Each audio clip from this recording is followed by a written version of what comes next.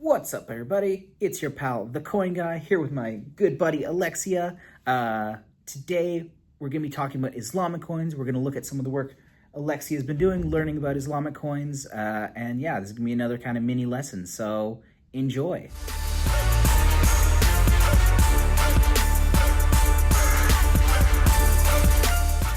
So yeah, tell me about the work you've been doing with this wonderful set of coins. Okay, yeah, so again, we continued this database that I started with the Roman coins.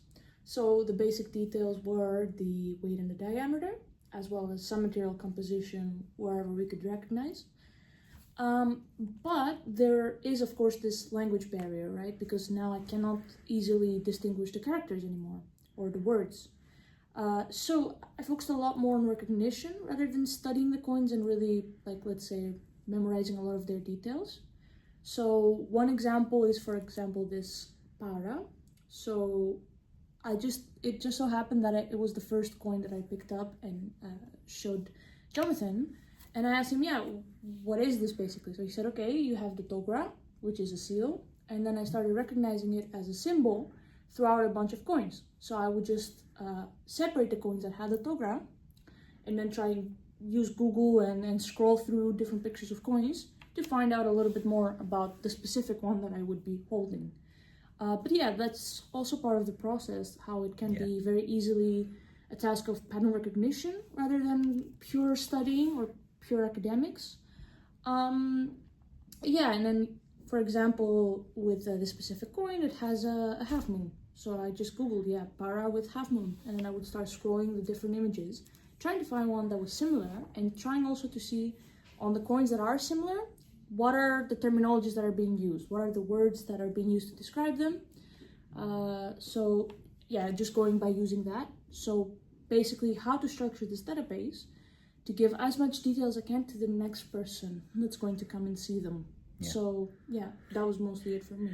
Yeah, I mean, something to keep in mind with language barriers, because this is a common issue, especially if you're not from, say, the Middle East, or, you know, if you do Chinese coins, if you're not from China and you're not overly familiar with these languages, you can often learn a lot just through simple recognition. So for example, with this one, right, you get a 1 and you get a 0, right? So that would be 10. 10, yeah, so 10 para, right? And this, it's not overly clear on this one, but you have Darb, Fi, Constantinia. Yeah. So Darb, Fi, minted in or made in Constantinia. Constantinople, yeah, right? Even if you can't read the Arabic, if you can just start to recognize certain words in certain orders, you'll start to understand. Yeah, basically just going by the symbols, doing that, and then eventually a lot of them would also have very similar structures. So with the minted in Constantinople, you could just start to recognize it just as characters without necessarily having to read the words or learn Arabic to do so. If you want some other fun examples from this group, you get this one here, which is from Armenia. Can you read Armenian? Not at all. Neither can I, but I can at least recognize that it is Armenian. I can recognize from the typology, from the little kings sitting here. It's probably one of the Leos or Levans, depending how you want to translate it. Same thing with the cross, the Crusader cross on one side. I can at least tell that it's Armenian. That gets me to a certain distance. Same thing with the Crusader ones, right? You get like this. Can you tell what that is? As a language, you mean? Not a language, but it's a symbol. No. No. So, so this is a castle.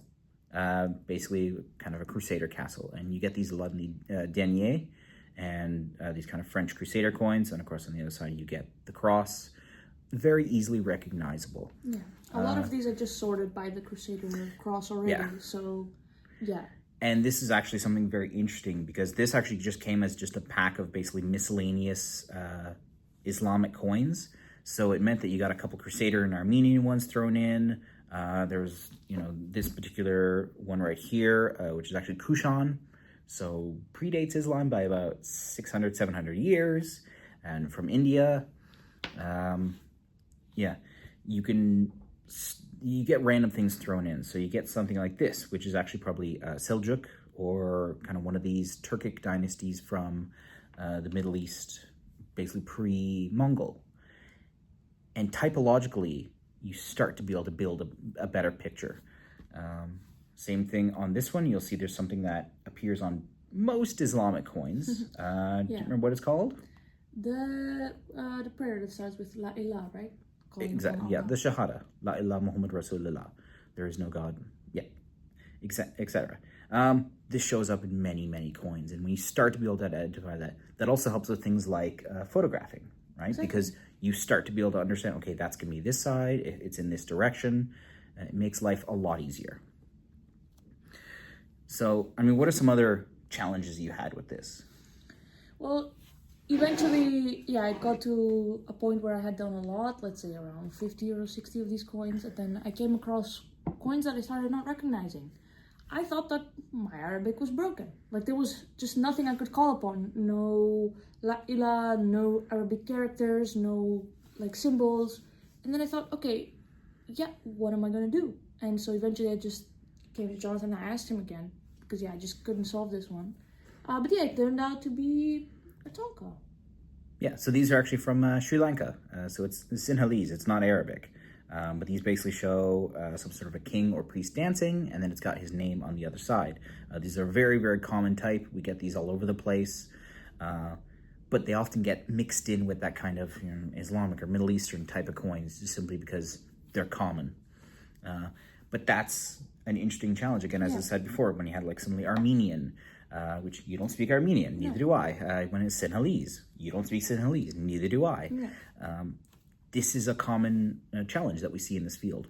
Yeah, and with the very unique ones, like the Sinhalese, if you see it once, you will probably remember that, oh, it's this figure. So the next time I came across it, I was like, okay, yeah, I know what this is. It's the same as the previous one. So it makes the task a whole lot easier when you get these unique ones, if you really just stop and ask and really process what this is, instead of just completely skipping it. I think that was one of the most important things. Yeah, and this, once you start to get into the more finer details, so for example, with this particular Armenian coin here, you start getting more distinct typologies. So you can see the cross. Yeah. You can see the little dots around the crosses. Exactly, yeah. Some of them, they're actually more kind of arrows. Some of them are more stars, based on the year or the specific Armenian king. And that's something you develop over time. Or, for example, basic recognition, when you start to get, these kind of shapes, right? These kind of octagons. This sort of the little rosettas. That's quite common in Iranian coins post-Mongol. You'll see this quite often. And this is just a typological thing that you start to develop. So if you wanted to take this research further, what sort of things would you want to do then? I think after, let's say, sorting them or trying to successfully at least put a name on all of these coins, the next best thing that I could have done, and especially if I had more time, I would focus on studying them. So what do I mean by studying them? Like really trying to understand, okay, for example, what are the finer details about the Mamluks?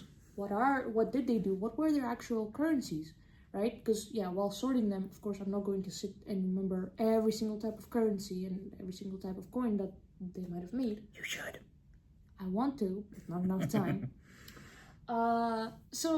I think that's kind of the next step of trying to really understand the context of the coins that you're looking at.